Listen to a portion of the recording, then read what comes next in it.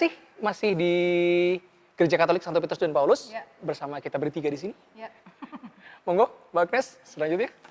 Ya, ini masih berkaitan dengan pandemi ya. Ya. Ada banyak kegiatan gereja Romo yang memang harus ditunda, dipending, nggak tahu ya sampai kapan ya, tergantung dari pemerintah juga dan juga dari kebijakan pihak gereja.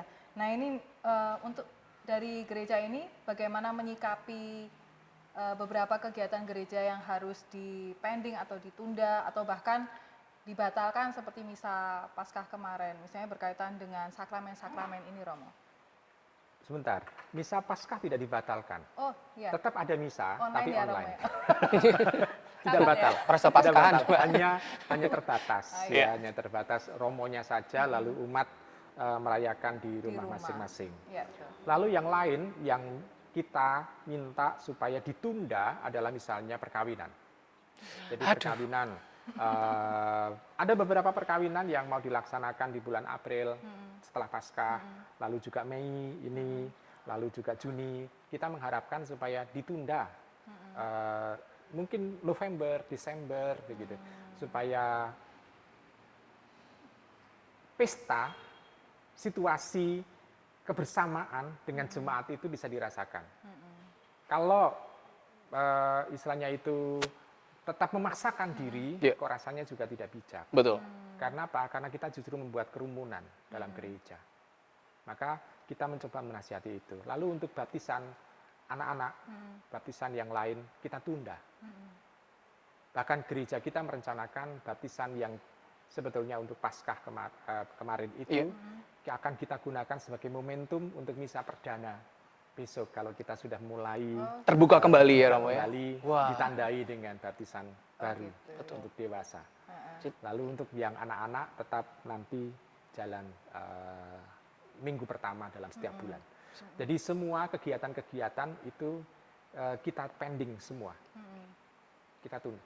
Kalaupun misalnya ada saresehan, kita gunakan online. Sejauh itu bisa online, kita gunakan itu. Sarana yang kita pakai ya, Sarana Romo itu. ya. Oke. Betul.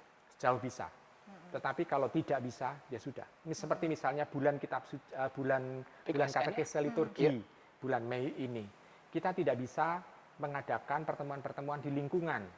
Maka yang ada adalah kita mencoba untuk membagikan, mensuplai buku-buku panduan yang renungan harian yang bisa dipakai oleh umat di rumah masing-masing. Ya. Di situ kan sebagai satu sarana kita menggunakan suatu cara Teknologi ya, kita bagaimana pakai ya. supaya Marta itu tetap bisa sampai ke jemaat. Betul. Jadi itu. Jadi gereja tidak menghilangkan misa. Jadi misa tidak ada. Ada misa. Tetap Online ya, itu ya, Romo? online. hanya tidak dihadiri oleh umat gitu ya. Gitu. Romo, bagaimana dengan sakramen pengurapan orang sakit? Karena pasti Ada. banyak dibutuhkan. Ya, sakramen pengurapan orang sakit tetap bisa berjalan, tetapi harus dengan kejujuran dari umat sendiri. Betul. Kalau misalnya umat itu terkena COVID-19, lebih baik kita mintakan doa tersendiri. Yap. Jadi daripada kita touching dengan seperti itu, nanti malah romonya bisa menjadi penyebar Betul. itu. Lebih baik kita menggunakan prosedur atau protokol yang ada di rumah sakit. Ya. Romonya akan taat dengan Betul. protokol yang ada di rumah sakit itu. Ya. Dan kita mencoba untuk mendoakan dan menguatkan iman umat itu. Sejauh masih bisa berkomunikasi dengan misalnya dengan video call, kita mencoba untuk tetap bisa berbicara dengan jemaat yang membutuhkan sapaan-sapaan kita. Jadi tetap jalan. Kalaupun itu misalnya penyakit misalnya orang tua yang sudah sepuh, lalu juga orang yang kena sakit jantung segala macam, stroke segala macam itu, kita bisa tetap mendampingi, tetap hadir dengan protokol kesehatan yang sudah digariskan oleh pemerintah. Iya, dengan catatan pasien yang meminta untuk dilayani harus jujur ya, karena memang banyak sekali kasus-kasus di mana pasien sendiri itu merasa malu atau menutupi, menganggap ini sebagai aib sehingga Ya, tetapi juga kita bisa melihat juga bahwa pelayanan itu tidak hanya sakramen minyak suci, tetapi juga pemberkatan jenazah juga. Betul. Tetap berjalan. Kita tetap hadir bersama dengan umat yang berduka karena ditinggal orang yang dicintai. Betul. Kita tetap melayani mereka. Tetapi kita juga meminta supaya menghilangi kerumunan. Itu. Betul. Berarti tetap ada pembatasan umat yang hadir itu Iya, ya Romo. Kalau iya. biasanya kan banyak sekali yang hadir itu ya. Ya, umat itu ikut menghantar saudara yang sudah meninggal itu ke liang lahat.